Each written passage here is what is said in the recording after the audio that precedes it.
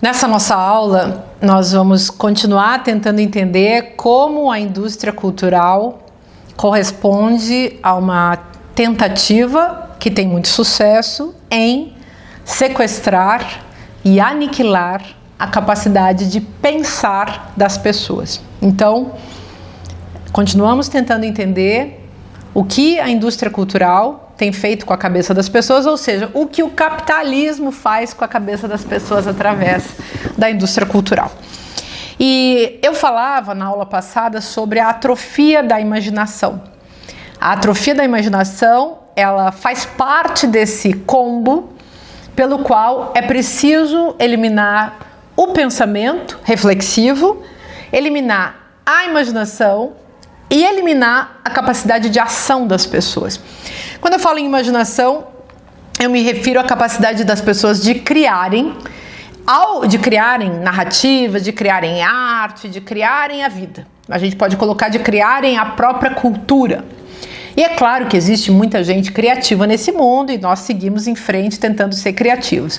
Mas o que o Adorno e o Horkheimer dizem é que a imaginação é de tal maneira controlada para os fins do sistema que é importante e essencial que ela não funcione livremente. Então, no jogo da indústria cultural, tudo aquilo que é criado, por exemplo, por um publicitário, deve corresponder a um determinado público-alvo, por exemplo. Então, é preciso criar coisas que possam ser compradas, que possam ter uma forma mercadoria adequada, possam, portanto, ser compradas e consumidas por pessoas. E essas coisas que serão mercadorias compradas e consumidas, é preciso haver alguma garantia prévia de que elas serão realmente desejáveis para as massas, para que elas possam, então, trazer o lucro necessário para o sistema. Ou seja, nada deve ser sem emprego, nada deve ser inútil, nenhuma fruição, inclusive, deve ser simplesmente pelo prazer de curtir alguma coisa. Tudo deve ter uma função de alcançar um determinado lucro. E por isso tudo vira indústria, tudo vira mercadoria, tudo vira mercado, tudo vira, todo tempo, a chamada indústria cultural. Eu falo da atrofia da imaginação, eu trago essa atrofia da imaginação para que a gente possa pensar também um outro tópico muito importante no texto da indústria cultural, que é o tópico do lazer. Os nossos autores, eles vão falar que o próprio lazer, ele sucumbiu a isso que eles chamam de reprodução simples do espírito. As pessoas consomem aquilo que é oferecido a elas sem se questionar se aquilo que lhes é oferecido realmente lhes interessa. Então, a pessoa fica esperando uma música nova.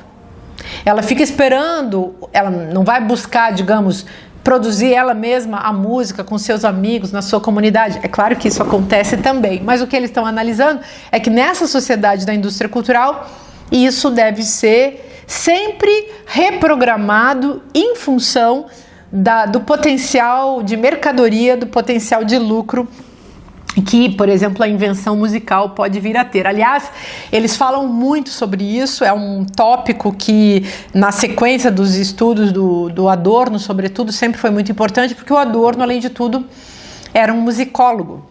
Então, ele escreveu um livro sobre a sociologia da música, tem aquele famoso texto que se chama O Fetichismo da Música e a Regressão da Audição. Então, o Adorno era muito preocupado em entender como a música, ela mesma entrava dentro desse processo da racionalidade técnica como racionalidade da dominação. E como os ouvidos entravam nesse jogo do controle da própria percepção, que faz parte da indústria cultural. Então, no caso, os ouvidos são adequados eles são treinados, eles são formados para escutar um tipo de música, e a música que é ofertada a esses ouvidos vai produzindo um tipo de sensibilidade. Aliás, o jogo é sempre esse: forjar uma sensibilidade a partir de um esvaziamento prévio da subjetividade.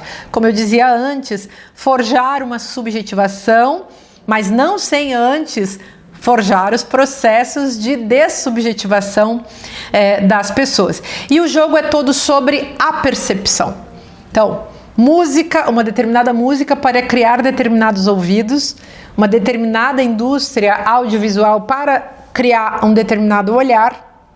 E aí, se a gente quiser lançar exemplos aqui no território da música e do olhar, podemos pensar, na época do Adorno e do Horkheimer, eles falavam do jazz.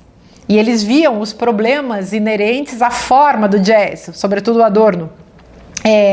Mas hoje nós podemos falar do sertanejo universitário.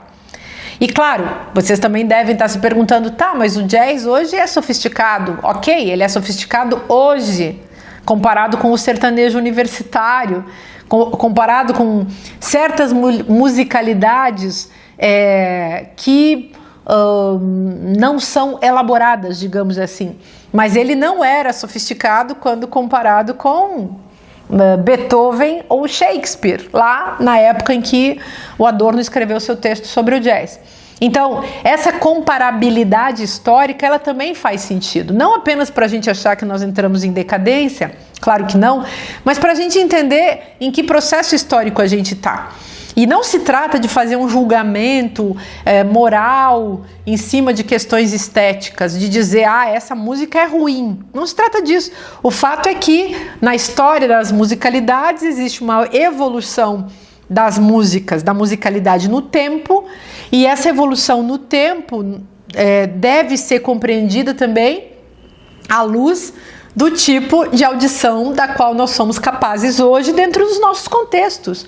E não se trata de ficar se medindo com a música, de ficar medindo o seu ouvido com a música, mas de entender que existe uma música para festas, uma música que é usada para estudar, uma música que é usada para ler, uma música que é usada para fazer ginástica e assim por diante. Quer dizer, a música está também a serviço de outros aspectos da nossa vida que também estão industrializados.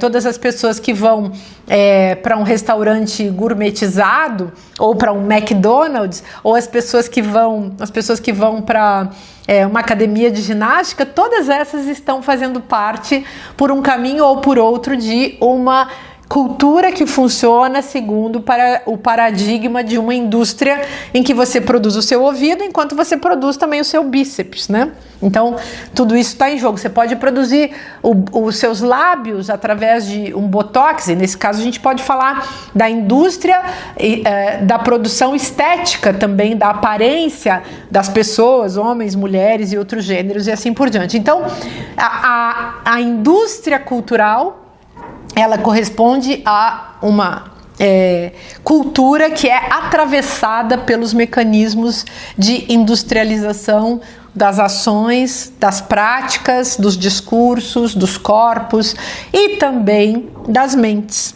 E por isso a gente vê tanta gente pensando igual, e é engraçado, né? Aquela unidade, vamos chamar assim, estética entre uma postura política, né, e uma aparência. Não é interessante? Quando a gente vê aquelas passeatas de pessoas vestidas de verde e amarelo na Paulista, que música toca ali? Que política se faz ali? É disso que eu estou falando, desse ar de semelhança entre os grupos.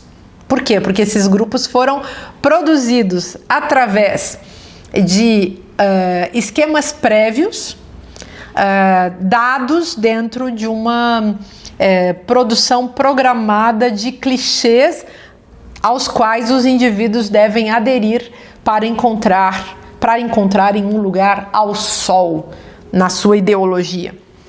Bom, claro, eu também quero fazer uma ressalva aqui, porque em 2015 eu publiquei um livro chamado Como Conversar com Fascista, que era um título provocativo para a gente se questionar sobre o que estava acontecendo naquela época.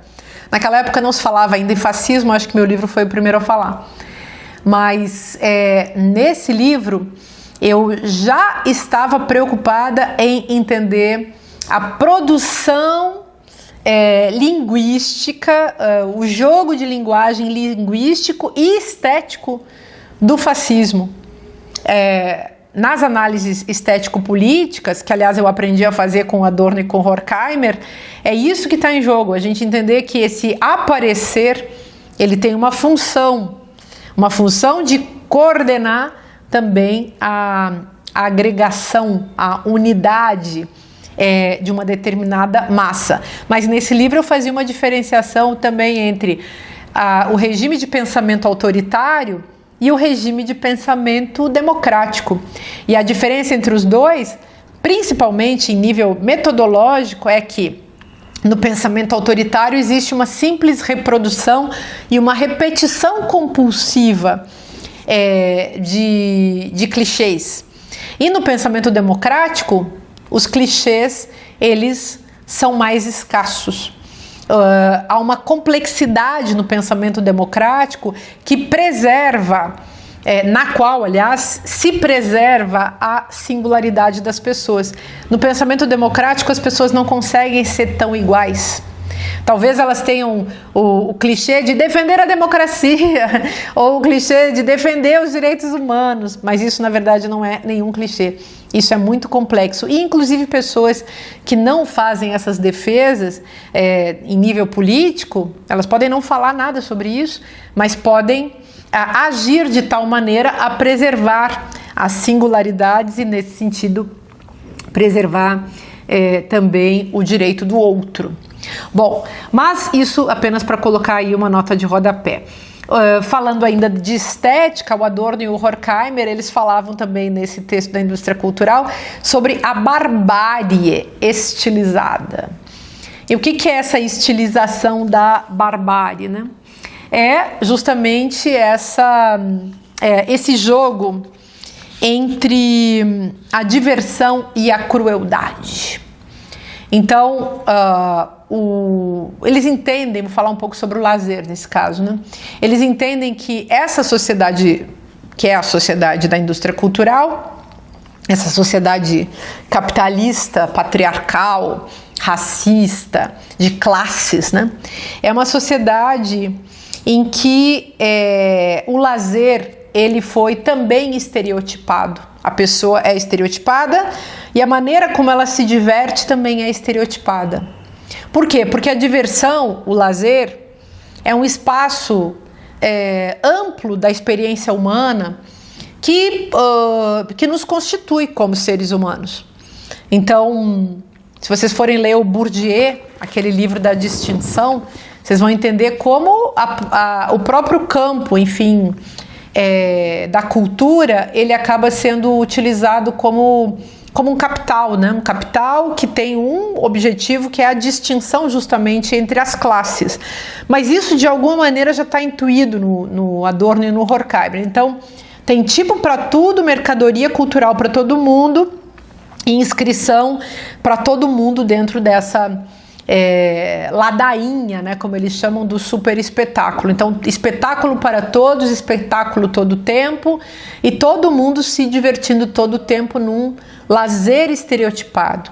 Então, as redes sociais nada mais fazem do que oferecer o uso do tempo, né, ocupar, na verdade, o tempo de todo mundo, oferecer um determinado uso do tempo para cada tipo.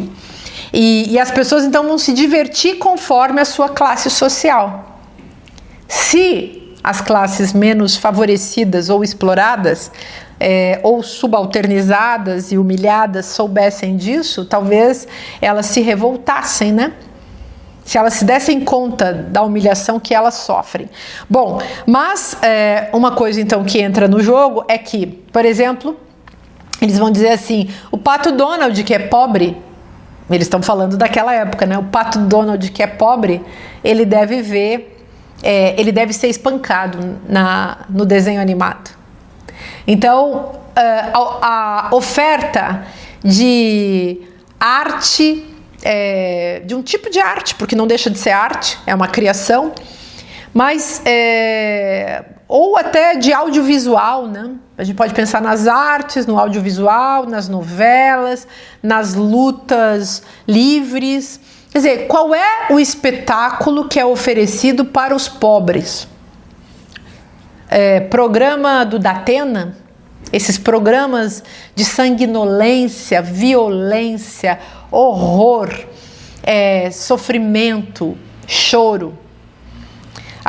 Existe toda uma indústria no jornalismo histórica, né, que trabalha com esse tipo de conteúdo. Isso é oferecido para um determinado público. Não é oferecido para... imagina, quem vai assistir o filme do Walter Salles, né? Existe uma indústria cinematográfica hollywoodiana e uma indústria cinematográfica das novelas da Rede Globo, da Globoplay, coisas do tipo, enfim, da Netflix, que oferece diversão para um determinado tipo subjetivo criado pela indústria cultural. Os ricos se divertem com o quê? Essa é a questão que a gente precisa se colocar. Assim como um pobre come uma comida mais barata, logo pior, quer dizer, nem sempre, mas digamos assim, no esquema da produção industrial de alimentos, sim. Pode ser que uma pessoa que não seja rica, que não tenha dinheiro, possa inventar uma forma de vida na agricultura orgânica, familiar. Ela pode inventar uma forma de vida em que ela não vai depender desse esquema econômico.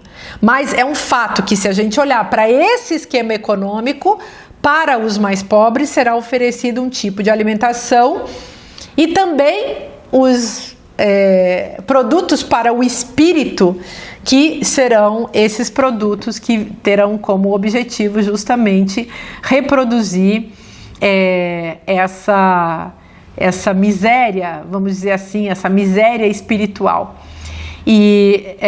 Então, cada tipo recebendo aquilo que lhe é adequado para que ele possa continuar sendo quem ele é, sem sair da sua classe social, da sua classe cultural, da sua classe econômica, se mantendo, portanto, conservando, né? Sendo conservado nesse lugar.